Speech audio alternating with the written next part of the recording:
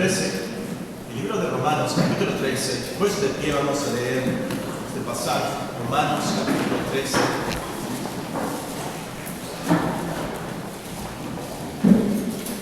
Romanos, el capítulo 13.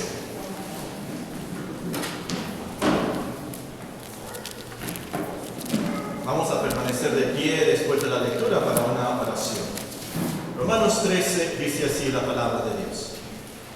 Sométase toda persona a las autoridades superiores, porque no hay autoridad sino de parte de Dios, y las que hay por Dios han sido establecidas.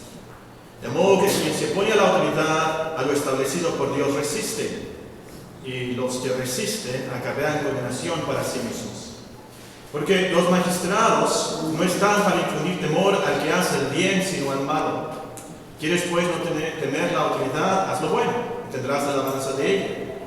Porque es servidor de Dios para tu bien. Pero si haces lo malo, teme, porque no en vano lleva la espada, pues es servidor de Dios, vengador para castigar al que hace lo malo. Por lo cual es necesario estarles sujetos, no solamente por razón del castigo, sino también por causa de la conciencia. Pues por esto pagáis también los tributos, porque son servidores de Dios y atienden continuamente a esto mismo. Pagad a todos lo que debéis, al que tributo, tributo, al que impuesto, impuesto, al que respeto, respeto, al que honra, honra. No debáis a nadie nada, sino amaos unos a otros, porque el que ama al prójimo ha cumplido la ley. Porque no adulterarás, no matarás, no hurtarás, no dirás falso testimonio, no codiciarás, y cualquier otro mandamiento en esta sentencia se resume: amarás a tu prójimo como a ti mismo. El amor no hace mal al prójimo, así que el cumplimiento de la ley es el amor. Y esto conociendo el tiempo, que es ya hora de levantarnos del sueño, porque ahora está más cerca de nosotros nuestra salvación que cuando creímos. La noche está avanzada, se acerca el día. Desechemos pues las obras de las tinieblas y vistámonos las armas de la luz. Andemos como de día, honestamente, no en glotonerías y borracheras, no en lujurias y lascivias, no en contiendas y envidia, sino vestidos del Señor Jesucristo, y no proveáis para los deseos de la carne. Así pues, de pie vamos a orar, vamos orando al Señor. Padre Celestial, te damos gracias que podemos estar en tu casa, te damos gracias que podemos leer la Biblia, que tenemos esta libertad. Te pedimos por aquellos hermanos que sufren persecución, que no tienen esta libertad de poder reunirse. Te pedimos que tú seas especialmente con nuestros hermanos en Nigeria en ese tiempo. Gracias, Señor, que tú has tenido a bien tener una iglesia allá. Te pedimos, Señor, que tú los ayudes a ellos y a sus hijos, que resistan la tentación de volver a sus caminos de atrás. Te pedimos, Señor, asimismo por la iglesia en la Ciudad de México, ayuda a nuestro hermano Jason a predicar tu palabra, nuestros hermanos en Ensenada, en Torreón, bendice a la iglesia en Ciudad Juárez, en El Paso, en Mesa, Arizona. Te pedimos, Señor, que ayudes a estos hermanos que se esfuerzan y laboran en el Señor. Esta mañana, Señor, para nosotros te pedimos tu Espíritu. Y tú, siendo nuestro Padre, eres bueno y nos darás tu Espíritu para que entendamos tu palabra. Sálvanos, Señor, transfórmanos, santifícanos. Ten piedad de nosotros y nuestros hijos. En Cristo Jesús. Amén. Amén. Sentémonos, hermanos.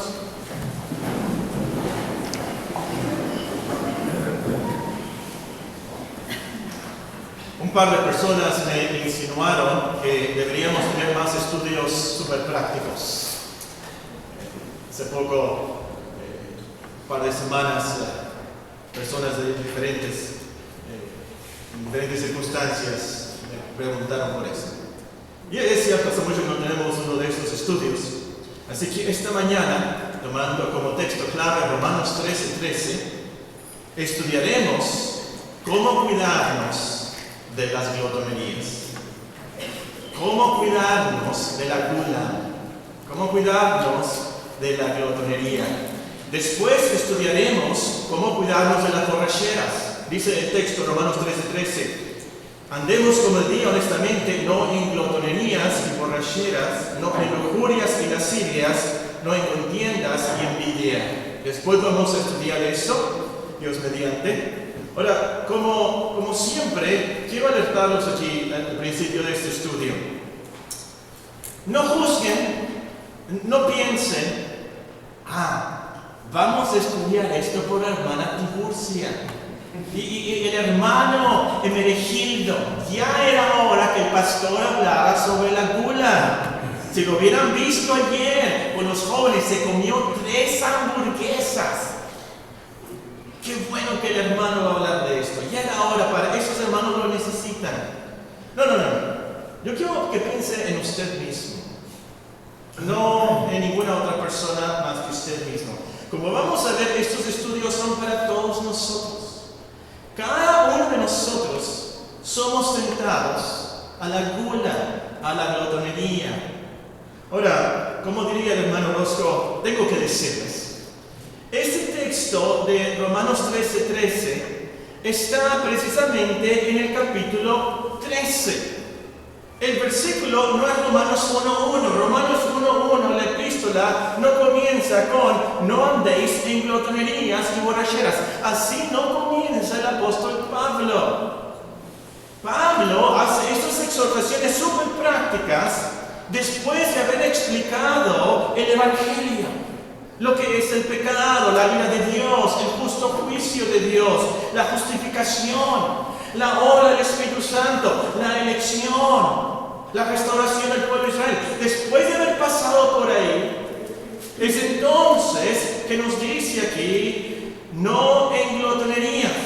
Entonces, tenemos que pasar nosotros personalmente, cada uno de nosotros tenemos que pasar por los primeros 12 capítulos para poder cumplir con este mandamiento. Y escúchame bien, no ser glotón no te salva. Eso no te salva. Lo que nos salva es el Evangelio. Amén. Es lo más importante del mundo. Como veíamos la semana pasada, que estemos en Cristo Jesús. Eso es lo esencial y lo más importante de tu vida. Y eso, por cierto, es lo que nos da la naturaleza y el carácter para cambiar y no andar en glotonerías y borracheras y contiendas y envidias y todo lo que nos dice aquí el apóstol Pablo en este capítulo. Muy bien, con esto en mente, comencemos nuestro estudio. Y para aplicar bien lo que veremos sobre la gula, lo primero que tenemos que hacer es entender unos principios básicos. En primer lugar, tenemos que entender que Dios nos hizo cuerpo y alma. Génesis 2:7. Dios nos hizo cuerpo, el exterior, y el alma, el espíritu, en lo interior. Un cuerpo sin alma está muerto. Y no estamos completos si nada más tenemos alma. Es por eso que va a haber una resurrección final. Y todos tendremos alma y cuerpo en la eternidad. Y el punto aquí, hermanos, es que Dios nos hizo con cuerpos, con órganos que requieren comida, con ojos que ven lo que comemos, con bocas que comienzan la digestión, órganos que procesan la comida. Bueno, al principio, por supuesto, antes de que cayera Adán y Eva, antes del primer pecado, no había glotonería, no había gula. Pero ya en sí sus cuerpos tenían los órganos, los deseos de comer. Entonces, el cuerpo, el comer, son dones divinos. El cuerpo que tú tienes, el comer, el anhelo de comer, el deseo de comer, es un don divino. Ahora, como veremos, la glotonería abusa, pervierte eso, ese es el problema. El cuerpo en sí, el deseo de comer, no es el problema. Bueno, segundo principio básico. Tenemos que entender que Dios creó los alimentos para que participemos de ellos. A los que apuntan pueden escribir aquí. Génesis capítulo 1, versículo 29 y 30. Marcos 7, 19. Pero leamos 1 Timoteo, si tienen sus Biblias. 1 Timoteo 4. Voy a comenzar en el versículo 1. 1 Timoteo 4, 1. 1 Timoteo 4, 1. Génesis 1, 29 y 30, Marcos 7, 19, y vamos a leer 1 Timoteo 4, 1 a 5. Pero el Espíritu dice claramente que en los postreros tiempos algunos apostatarán de la fe, escuchando espíritus engañadores y a doctrinas de demonios, por la hipocresía de mentirosos que, teniendo cauterizada la conciencia, prohibirán casarse y mandarán a abstenerse de alimentos, serían alimentos que Dios creó para que con acción de gracias participasen de ellos los creyentes y los que han conocido la verdad. Porque todo lo que Dios creó es bueno y nada es de desecharse si se toma con acción de gracias, porque por la palabra de Dios y por la oración es santificado. Entonces, el alimento, la comida, es algo de Dios. El alimento no es malo. Lo sabroso no es pecado. Los panes, los chicharrones, la carne asada aquí en Sonora, las fresas con crema. Tanto que se me antoja, pero no puedo comer crema, pero tanto. Si pudiera comer algo, una pizza de Press Club y fresas con crema. Todo esto, los alimentos, son de parte de Dios. Que son sabrosos, no es el problema. El problema es que la glotonería abusa, pervierte ese don de Dios. Muy bien, tercer principio básico. Tenemos que entender que Dios es el que sustenta el cuerpo. Dios es el que sustenta nuestro cuerpo. Cuando el diablo tentó a Cristo a que hiciera unas piedras, las convirtiera en pan, el Señor le contestó con una cita de Deuteronomio que dice: no solo de pan vivirá el hombre, sino de toda palabra que sale de la boca de Dios. Ahora, este texto implica mucho. No tan solamente necesitamos pan, nos dice el texto, necesitamos de la palabra de Dios para vivir. Pero también implica que el hombre vive por la palabra de Dios. O como dice en Hebreos 1, Él sustenta todas las cosas con la palabra de su poder. Tú puedes comer mucho. Pero si Dios no te sustenta y no hace que tu metabolismo funcione bien, que tus intestinos puedan absorber los nutrientes, que no seas alérgico a la comida, entonces todo será en vano. Dios tiene que ayudarte y sustentarte aún en eso. Si Dios no te sustenta, te puedes enfermar y hasta morir, aunque comas mucho. Y también, si uno no come nada, cero. Si uno no come nada y Dios lo sustenta, entonces sobrevive. Fíjense, ¿qué pasó con Moisés? 40 días sin comer. Elías, nuestro Señor, 40 días sin comer. ¿Cómo sobrevivieron? Dios lo sustentó con la palabra de su poder. Ahora, como veremos, el glotón no toma en cuenta este principio. El glotón no toma en cuenta a Dios. De hecho, ese es el problema, como veremos. Muy bien. Esos son los principios básicos que hay que tomar en cuenta en nuestro estudio de esto, por supuesto, y de la borrachera, lo que vamos a ver después. Pero antes de saber cómo cuidarnos de la glotonería y la gula, tenemos que definir qué es la glotonería, a lo último, qué es la gula. ¿Quién realmente es un glotón? Alguien pudiera pensar inmediatamente en una persona obesa, muy gorda. Pero uno que es obeso no necesariamente es glotón. Uno puede ser obeso, pero por problemas de tiroides, o el metabolismo, y tienen problemas. He conocido a personas, me sorprende esto, personas de peso completo, 1 tonelada, ¿verdad? Y comen como un pajarito. Personas que los he visto con mis propios ojos día tras día. Y yo pensé, pues esas personas han de comer mucho. No, comen como un pajarito, pero por problemas de su metabolismo, la tiroides, muchas veces problemas hereditarios, tienen el cuerpo así. Entonces, un obeso no necesariamente es un glotón. Hay personas muy delgadas, flacas, como lombrices, pero tienen mucho problema con la glotonería. Y he conocido personas así. Me acuerdo en la universidad, los estudiantes, y yo me incluyo también, por supuesto. Como lombrices, delgados, flacos como lombrices, pero comimos muchísimo. Eso es la glotonería, lo que estamos haciendo de eso. Entonces, que la persona es delgada no significa que no tiene problemas con la glotonería. Y que la persona está obesa no quiere decir que tiene problemas con la glotonería. Bueno, entonces, ¿qué es la glotonería?